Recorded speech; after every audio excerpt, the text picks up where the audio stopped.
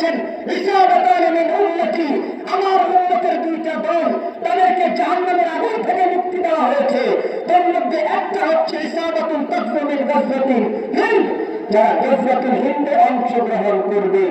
যেদিন থেকে হাদিস পড়েছি মনে মনে স্বপ্ন লালন করি, তবে সেই গাজওয়াতুল হিন্দ হবে। যদি আমার হাত কাটতে চাই হিন্দুর গাজওয়াতুল হিন্দ পেয়ে যাই, ইজ্জতের কসম আল্লাহ, ওই যুদ্ধে রক্ত দেওয়ার জন্য প্রতিটা মুহূর্তে আল্লাহ পাকের কাছে স্বপ্ন লালন করি, ঠিক কিনা?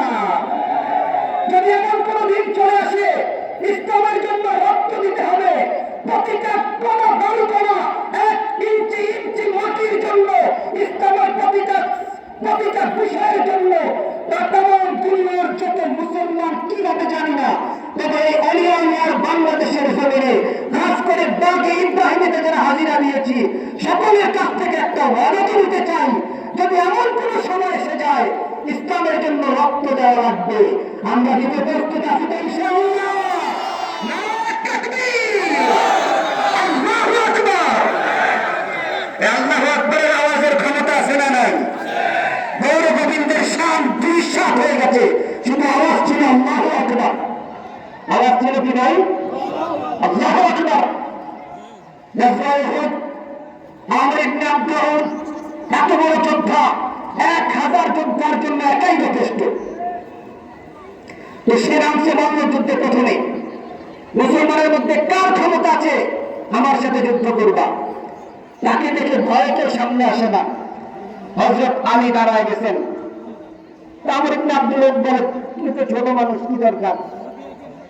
এটা লম্বা কথা, শেষ পর্যন্ত আলী রাদিয়াল্লাহু আনহু আমর ইবনে আব্দুল সামনে লড়াইয়ে নেমে গেল।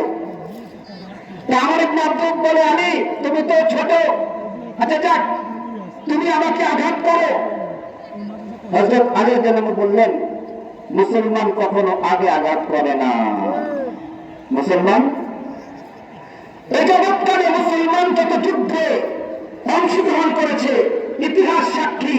আমাদেরকে ইলেকট্রনিক মিডিয়া বলেন, প্রিন্ট মিডিয়া বলেন, আগের যুগ থেকে প্রত্যেকটা সময় মুসলমান অগ্রগামী হয়ে কারো উপরে অস্ত্র ধারণ করে না। কিন্তু তারপরেও বিভিন্ন মিডিয়াগুলো আমাদেরকে মুসলমানদেরকে বুঝাতে চায় ওরা জঙ্গিবাদী, ওরা আতঙ্কবাদী, ওরা একক বিদ্রোহী। এটা আমাদের জন্য, ইসলামের জন্য একটা অপপ্রচার ছাড়া কিছুই না। হযরত আলী বললেন, মুসলমান আগে অস্ত্র ধরে না, আপনি আপনাকে আমার উপরে আঘাত করেন। আমর ইবনে আব্দুল একটা আঘাত করলো, হযরত আলী রাদিয়াল্লাহু আনহু শিরস্ত্রাণের কিছু অংশ কেটে গেল। ফিরতি একটা আওয়াজ করলেন আলী রাদিয়াল্লাহু আনহু, আল্লাহু আকবার করে বলে, যখন আমর ইবনে আব্দুলের উপরে ফিরতি আঘাতটা তিনি করলেন, কিতাব লেখে ওই আঘাতের জোর ছিল এত বেশি যে আমর ইবনে আব্দুল তার তরবারি ধরলো, তরবারিটা 2 টুকরো হয়ে যায়, শিরস্ত্রাণের মধ্যে পড়লো, তার মাথা সহ পুরো শরীরটা আলাদা হয়ে যায়। আল্লাহ রাসূল বলে, শোনো, এটা একা আলীর পাওয়ার না, আলী যখন আল্লাহু আকবার বলে আওয়াজ দিছে, তার তরবারি স্বয়ং আল্লাহ পাকের পাওয়ার যুক্ত হয়ে গেছে। সুবহানাল্লাহ। আছে না নাই? এই পাওয়ার হাউস থেকে জিকির শেখানো হয়। কি শেখানো হয়? করবেন তো ইনশাআল্লাহ। এই জিকিরওয়ালা ডাক যদি ডাকার মতো ডাকতে জানি, এখনো কি আল্লাহ, ওই আল্লাহ আছে না নাই? ওই আল্লাহ আছে না নাই? না, মনে হয় আল্লাহ ঘুমায় গেছেন, আল্লাহ দুর্বল হয়ে গেছেন। চিনেন আল্লাহকে? আল্লাহু আকবার। আসমান জমিন পুরাটা দাঁড় করে রাখছেন কে?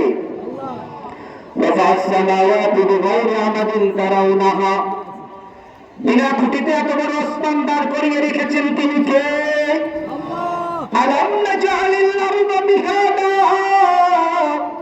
বিশাল জমিনকে মাটির জন্য, আমাদের জন্য বিছানা বানায় রেখেছেন কে?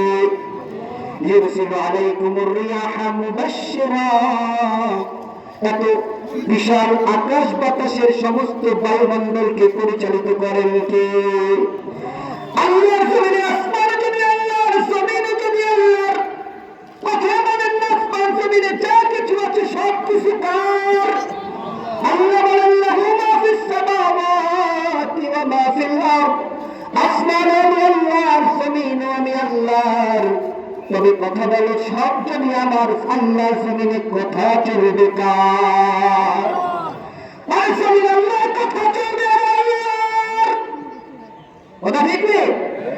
কিন্তু এখন আমাদেরকে বুঝাইতে চায় হুজুরদের কথায় কেন দুনিয়া চলবে, হুজুরদের কথায় কেন সমাজ চলবে, হুজুরদের কথায় কেন রাষ্ট্র চলবে। হুজুরদের কথায় চলার দরকার নাই, কথা কার চলবে? যদি বলেন কার কথায় চলবে? একটা সময় ছিল আমাদের উস্তাদের সন্তান শহীদ খুদাই, তিনি যেদিন শহীদ হন, আহা, আমরা জানাজায় চলে গেছিলাম। আল্লাহু আকবার, আল্লাহু আকবার। হুজুর ঘটনা বলেছেন নামাজের আগে। আমি সেদিন থেকে একটা বিষয় বুঝি, একজন শহীদ বাবার সামনে কথা বলছি, এই সৌভাগ্য যে কত বড় সৌভাগ্য।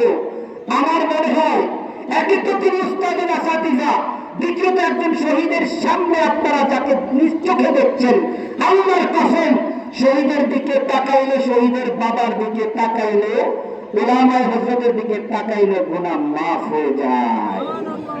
ওটা ঠিক না? তো আল্লাহ পাক যেন আমাদেরকে পাক বানায়া, কেমন পাক? ওই যে আমরা বলি না সুবহানাল্লাহ সুবহানাল্লাহ সুবহানাল্লাহ, অর্থ কি ভাই? আল্লাহ তুমি পাক। কি বলে? আল্লাহ তুমি পাক। জিকিরে আল্লাহ তুমি পাক কেন বলবো? আরিফে রুমি বলেন, কোন বান্দা যখন আমার মালিককে ডাক দেয় সুবহানাল্লাহ,